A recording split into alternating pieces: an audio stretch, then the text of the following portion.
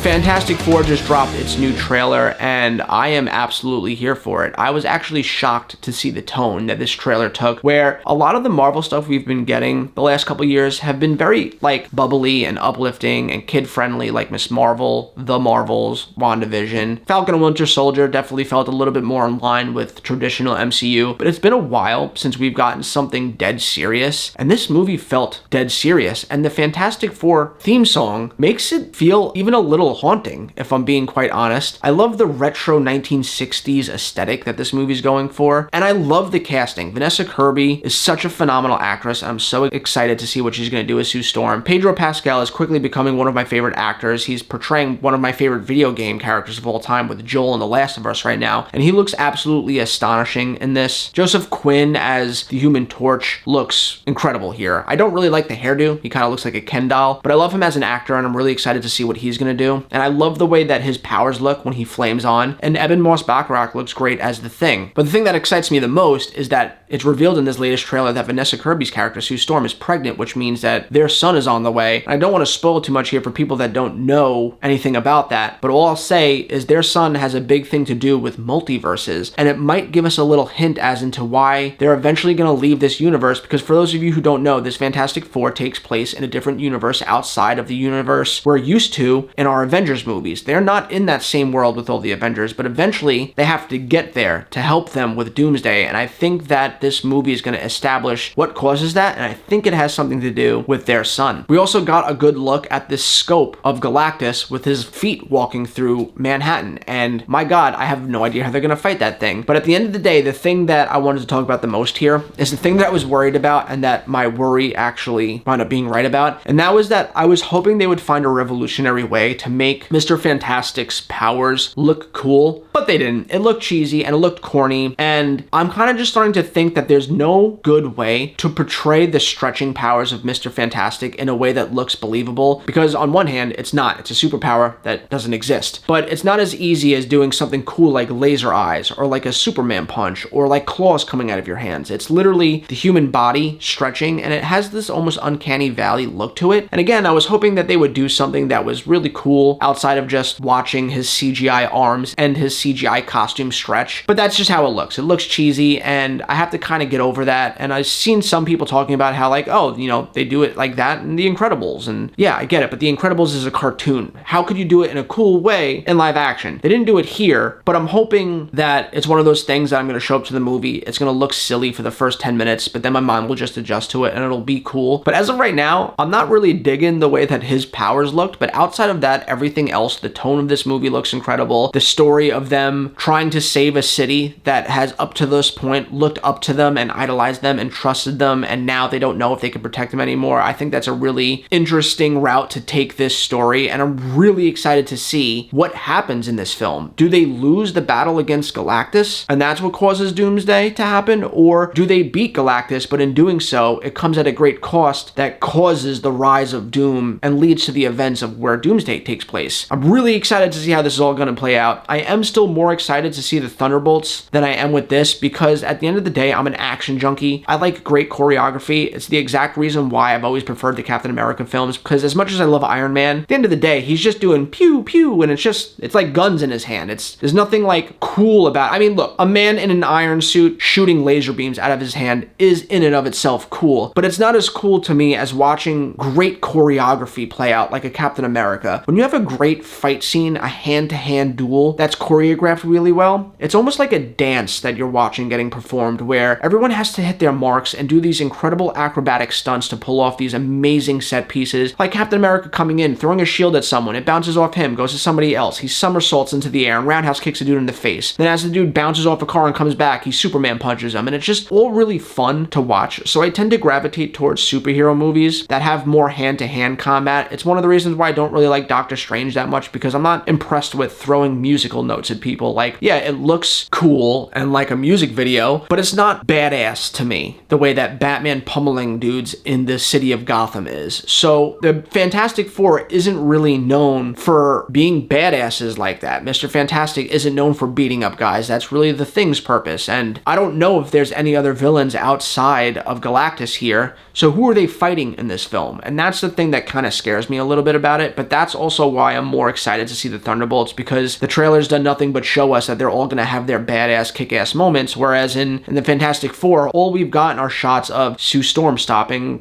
crumbling buildings from falling on people, Pedro Pascal catching falling rocks with his stretchy arms, Johnny Storm flying through the city with his flame on, the Thing running through a building for whatever reason. I guess he's trying to make it collapse for some reason, but we didn't get to see any fighting in it, and that scares me. But again, at the end of the day, the job of a trailer is to raise your expectations or lower them, and this definitely raised them, because if nothing else, the tone and the story is the most intriguing thing to me, so I'm gonna be there on day one. Anyway, let me know what you guys think in the comments down below. Did you like the new trailer for the Fantastic Four? Are you excited to see this movie, or are you burnt out of Marvel at this point because they've given us more losses than wins? Let's talk about it in the comments down below. And as always, guys, I hope you have a great rest of your week, and I'll catch you next time.